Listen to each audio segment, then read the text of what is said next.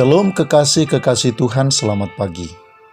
Saudaraku sekalian, di dalam kitab Hakim-Hakim 7 ayat 2 sampai ayat yang ke-7, kita bisa membaca kisah tentang Gideon yang diperintahkan oleh Tuhan memilih beberapa orang dari Israel untuk maju bersama-sama dengannya mengalahkan bangsa Midian.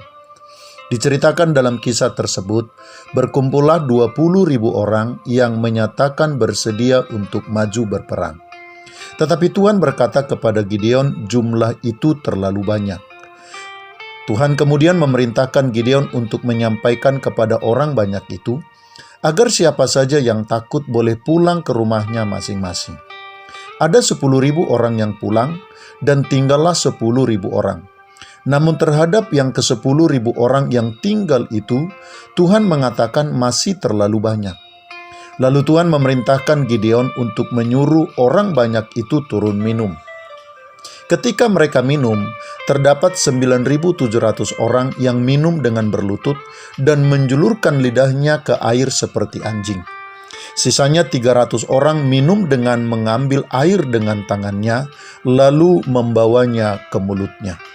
Dan Tuhan mengatakan kepada Gideon, hanya yang 300 orang tersebutlah yang akan pergi bersama-sama dengan Gideon berperang melawan bangsa Midian.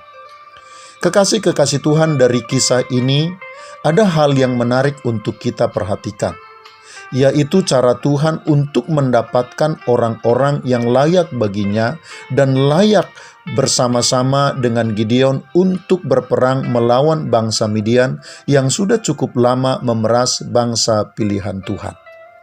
Tuhan ternyata tidak mempergunakan cara-cara yang sulit, seperti harus menghadapi ujian yang sangat berat, menguji ketangkasan dan kemampuan perang yang dimiliki, atau menguji kemampuan dan kekuatan fisik, tetapi hanya dengan cara yang sangat sederhana, yaitu dengan memerintahkan yang takut pulang, dan yang kedua, melalui cara mereka meminum air.